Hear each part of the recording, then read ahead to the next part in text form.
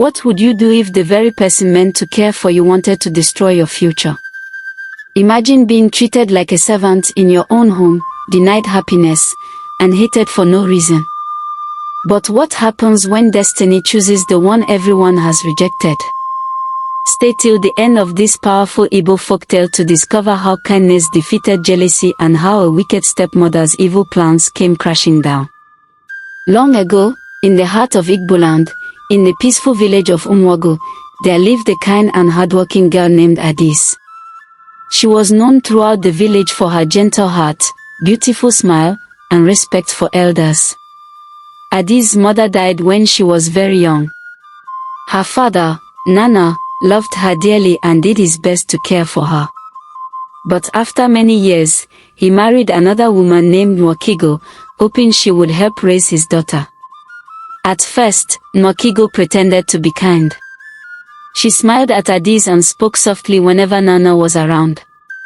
But deep inside, she hated the young girl. Nwakigo had 2 daughters of her own, Ememe and Ugochi, and she wanted them to have all the good things in life. As time passed, Nana became ill and eventually joined his ancestors. After his death, Nwakigo revealed her true nature. From sunrise to sunset, Adis was forced to walk. "Wake up!" Nwakigo would shout before dawn. Adis would sweep the compound, fetch water from the distant stream, gather firewood from the forest, cook meals, wash clothes, and tend the farm. Meanwhile, Ememe and Ugochi spent their days resting, gossiping, and decorating themselves with beads.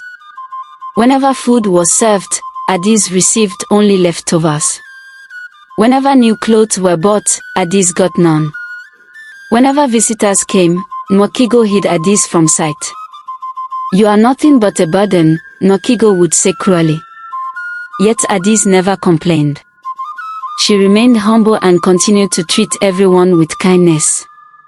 One year, during the New Yam festival, the entire village gathered in the square. Drums echoed through the air as dancers performed before the elders. That same day, the crown prince of the kingdom, Prince Chokudi, arrived with his royal guards. He was the only son of the king and was admired throughout the land for his wisdom and bravery. The prince watched as villagers celebrated.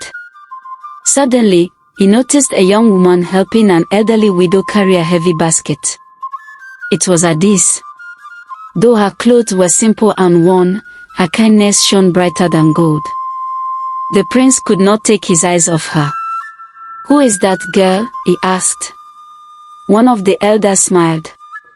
"That is Adis, the daughter of late Nana." The prince watched her throughout the festival. Everywhere she went, she helped others. When an old man stumbled, she rushed to assist him. When children cried, she comforted them. When food was shared, she gave her portion to someone hungrier. Prince Chokudi was deeply impressed. After the festival, he could think of no one else. Several days later, he secretly visited the village again. This time he spoke to Adis. They talked beneath a large udala tree. The prince discovered that Adis was not only kind but also intelligent. Day after day, he returned. Their friendship blossomed into love. Soon, news spread throughout the kingdom. The crown prince was in love with a poor village girl. When Nwakigo heard this news, her eyes filled with anger. "What?" she screamed. "How can that worthless girl become a princess while my daughters remain ordinary villagers?" Jealousy burned inside her heart. From that day, she began plotting. One evening she called her daughters. "If Adis disappears," she whispered, "the prince may choose one of you instead." Ememe and Ugochi were shocked. "But mother, what do you mean?" asked Ememe. Nwakigo leaned closer. "I mean that Adis must never become a princess." A few days later, she gave Adis an impossible task. "Go into the forbidden forest and gather rare herbs before sunset." Everyone feared the forbidden forest because wild animals lived there. But Adis obeyed. As she searched among the trees, a giant python suddenly slithered across her path. Addis froze in fear. Before she could run, a hunter appeared and drove the snake away. The hunter was actually Prince Chukwudi in disguise. He had secretly followed her after learning about the dangerous task. The prince escorted her safely home. Nwakigo was furious when she saw Addis return alive. Her first plan had failed. Weeks later, she tried again. She prepared a bowl of poisoned soup and ordered Addis to eat it. Just as Addis lifted the spoon, an old woman appeared at the gate begging for food.